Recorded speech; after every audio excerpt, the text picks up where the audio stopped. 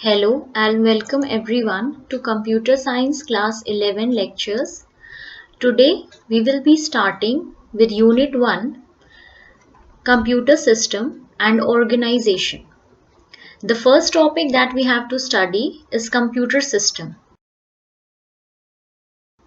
A computer system is an electronic device under the control of instructions stored in its memory that can accept data, that is input, process the data according to the specified rules, those are the programs, and then produce information, that is output, and store the information for future use. The next topic is data versus information. Data are the raw numbers or other findings which by themselves are of limited value. Information is data that has been converted into a meaningful and useful context.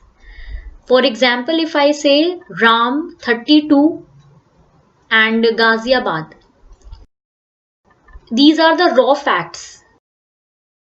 They don't have a meaning or they have limited value, we can say. But when we combine it into a sentence and say Ram, who is of 32 years, lives in Ghaziabad, then it becomes information. This has been converted into some meaningful form. Next, the topic is functionalities of a computer. Now, any digital computer performs 5 functions in all. The first function is take data as input. Second, store the data or instructions. Then third, process the stored data. Then generate the output with the help of the data. And then control all the above steps. So these are the basic 5 functions of a computer system. The next topic is mobile system.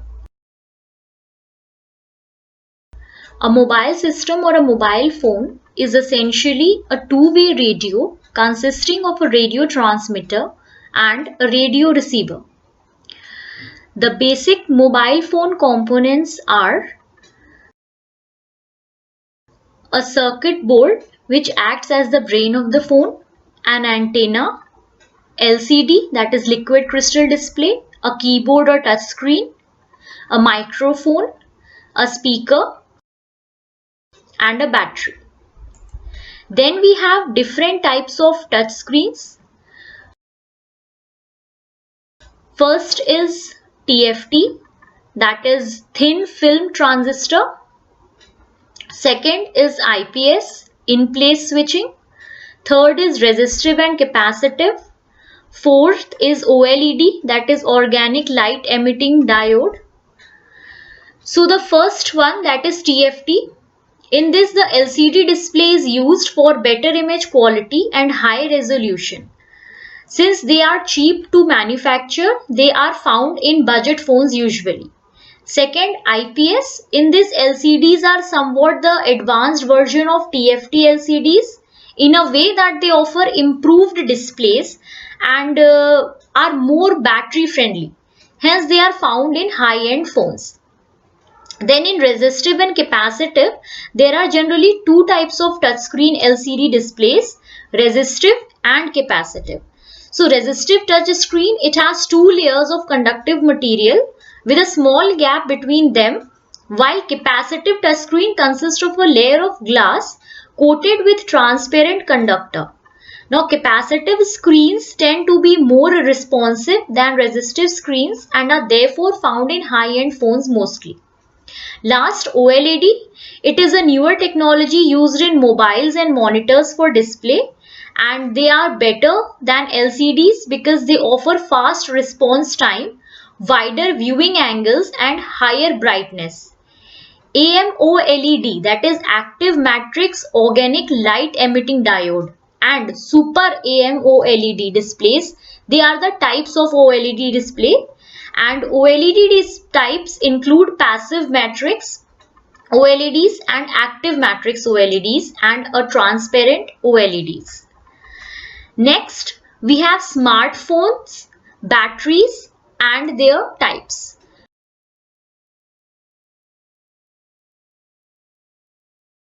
Now battery, they play a huge role in any smartphone. So we should know the type of batteries. First one is lithium polymer battery. Second is lithium ion battery. Then nickel cadmium battery. And fourth is your nickel metal hydride battery. Now in lithium polymer battery, these are the most advanced batteries available in the market right now. They are made up of plastic instead of metal, which makes them usable on a smartphone of any type. Lithium polymer batteries, they do not suffer from memory effect and offer 40% more battery life than others.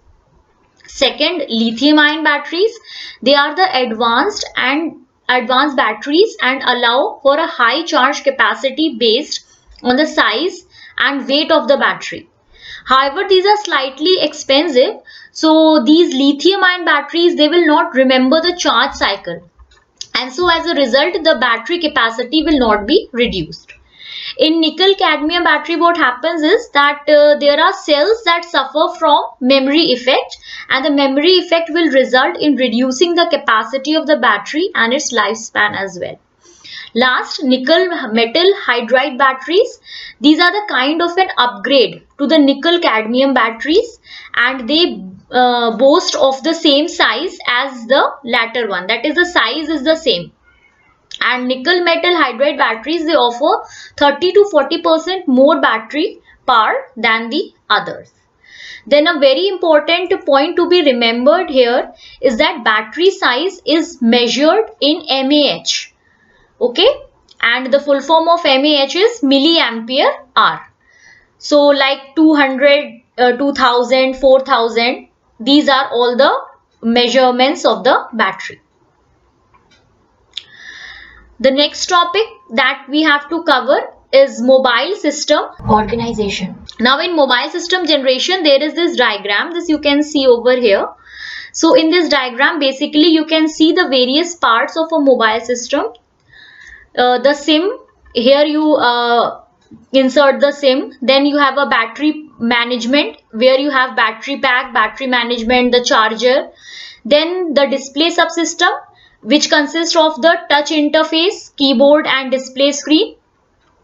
Then this is the codec, that is coder, decoder, okay, and it is having two parts, ADC and DAC. ADC means analog to digital converter, that is mic. It converts your voice into digital signal, that is analog to digital. And speaker is attached in the DAC, that is digital to analog converter. Because in speaker we hear the voice and it comes from the system, so it is the digital sound is converted into analog.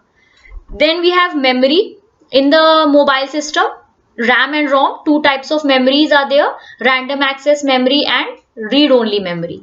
Then in mobile system we have external storage for storing the images and videos and all.